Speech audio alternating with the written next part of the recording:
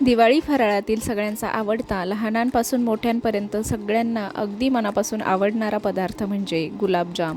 गुलाबजाम खायला सगळ्यांनाच आवडतात आणि ते गुलाबजाम जर असे रसरशीत, मऊ, लुसलुशीत झालेले असतील तर खाण्याची मज्जाच वेगळी. गुलाबजाम करताना बऱ्याच काही अशा अडचणी येतात आणि गुलाबजाम आपला फसतो.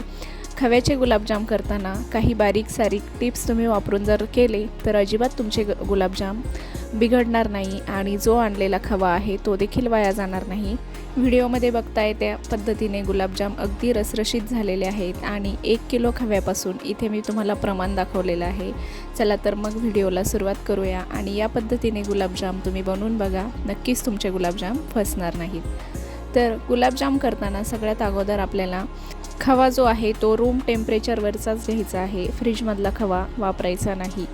तर इथे मी खवा रूम टेम्परेचरवरचा घेतलेला आहे आणि खवा आपल्याला सगळ्यात अगोदर मस्त असा मळून घ्यायचा आहे, कारण खवा आपला थोडासा घट्ट असतो आणि त्याला आपल्याला मळून थोडंसं मऊसूत असं करायचं असतं. तर इथे बघू शकता आपल्याला एकदम मस्त छान असं त्याला मळून घ्यायचं आहे, जसं की आपण पोळ्यांचं पीठ भिजवतो त्या पद्धतीने. आणि खवा छान मळून घेतलेला आहे. आता खव्यामध्ये बसेल इतका आपल्याला मैदा घालायचा आहे. तर या खव्यामध्ये 1 किलो मी खवा घातलेला आहे, तर माझा इथे 5 ते 6 चमचे मैदा बसलेला आहे. आणि मैदा टाकून आपल्याला छान असं त्याला आपल्या हातांच्या तळव्याने चोळून मस्त असं मऊसूत त्याचा गोळा बनवून घ्यायचा आहे.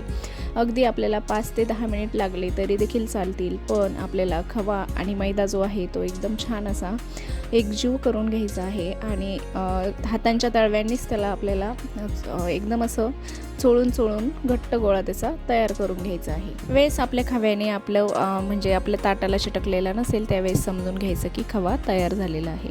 तर इथे आता आपण तोपर्यंत पाक बनवून घेऊया. मी इथे 1 किलो खव्यासाठी 1 किलो साखर घेतलेली आहे. म्हणजे या पातेल्याने माझा खवा 1 पातेलं भरला होता, तर त्यासाठी मी 2 पातेले साखर घेतलेली आहे.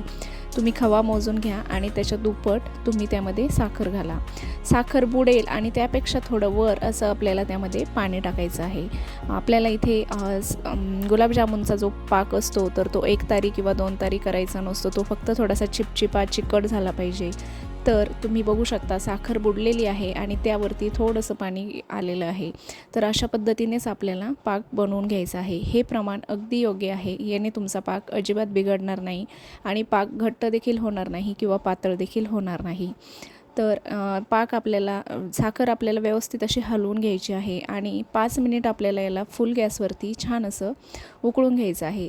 त्यानंतर आपलं पीठ छान भिजलेलं आहे. तुम्हाला जर आवश्यकता वाटत असेल तरच बेकिंग पावडर किंवा बेकिंग सोडा इथे टाकायचा आहे, पण अगदी चिमूटभर. बेकिंग सोडा किंवा बेकिंग पावडरचं प्रमाण जास्त झालं तर तुमचे गुलाबजाम तेलामध्ये विरघळतील, त्यामुळे अगदी चिमूटभर असा तुम्हाला बेकिंग सोडा इथे घालून घ्यायचा आहे. नाही घातला तरी देखील चालेल, पण बेकिंग सोड्याने आपले गुलाबजाम जाळीदार बनतात आणि अगदी हलके बनतात. आता आपलं पीठ देखील 10-12 मिनिट छान मुरलेलं आहे आणि आता आपण गुलाबजामुन बनवायला घेऊया. गुलाबजामुन बनवताना एक एक गोळा आपल्याला तोडून घ्यायचा आहे आणि सगळ्यात अगोदर आपल्याला तो हातावरती मस्त असा दाबून व्यवस्थित त्याला गोल गोल करून घ्यायचा आहे. सगळ्यात अगोदर आपल्याला जोर देऊन गुलाबजाम हातावरती दाबून घ्यायचे आहेत, चोळून घ्यायचे आहेत आणि त्यानंतरच ते गोल बनवायचे आहेत. तर तुम्हाला एकसारखे गुलाबजाम जर हवे असतील तर जशा आपण पापडाच्या लाट्या करत असतो त्या पद्धतीने तुम्ही असा गोळा करून कट करून एकसारख्या पद्धतीने गुलाबजाम वळून घ्यायचे आहे. गुलाबजाम वळताना एक लक्षात ठेवायचं की आपल्याला ते अतिशय मस्त असे दाबून घ्यायचे आहेत हातावरती आणि मग नंतरच ते हलक्या हाताने गुलाबजाम वळायचे नाहीत. तर अशा पद्धतीने आपल्याला सगळे गुलाबजाम इथे वळून घ्यायचे आहेत.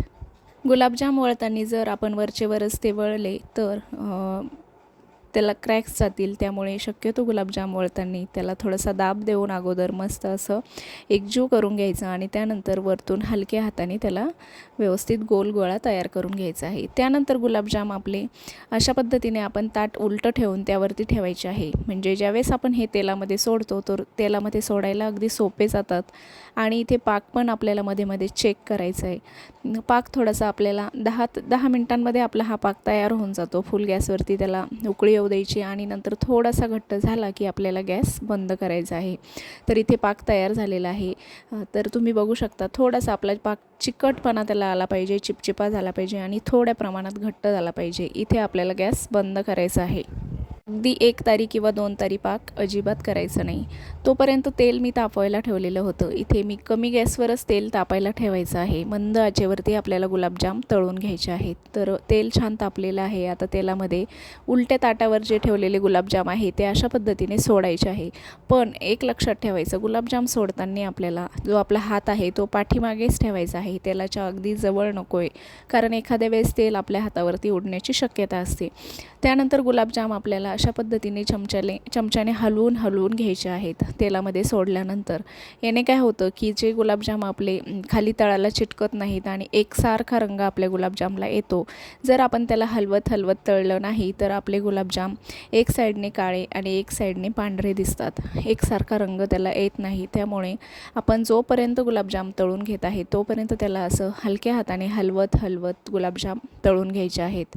इथे बघू शकता गुलाबजामला अगदी एकसारखा रंग आलेला आहे. कुठेही कमी किंवा कुठेही जास्त झालेला नाही आहे. याच पद्धतीने तुम्ही देखील गुलाबजाम व्यवस्थित असे तळून घ्यायचे आहेत. आणि शेवटपर्यंत गुलाबजाम तळेपर्यंत आपला गॅस कुठेही फुल होता कामा नये. गुलाबजाम तळताना गॅस जर फुल केला तर गुलाबजाम वरून एकदम लाल दिसतील आणि आतमध्ये ते कच्चेच राहतील. त्यानंतर आपल्याला पाक आपला थोडासा कोमट पाहिजे, हाताला सोसवेल इतका, आणि जे गरम गुलाबजाम आहेत ते पाकामध्ये घालून घ्यायचे आहेत. गुलाबजाम आणि पाक जर थंड झालेला असेल तर व्यवस्थित आपले गुलाबजाम त्यामध्ये मुरणार नाही. त्यामुळे तेलामधून काढल्यानंतर एकदम कोमट अशा पाकामध्ये हे गुलाबजाम आपल्याला लगेचच्या लगेच सोडून घ्यायचे आहेत. दोन्हींचं टेम्परेचर जर थंड असेल तर गुलाबजाम आपले व्यवस्थित भिजले जात नाही, ते अतिशय कोरडे राहतात आणि मध्ये रसरशीत असे होत नाहीत. त्यामुळे पाक आपला हाताला सोसवेल एवढा थंड आणि तेलातून काढलेले गुलाबजाम अशा पद्धतीने आपल्याला हे टाकून घ्यायचे आहे.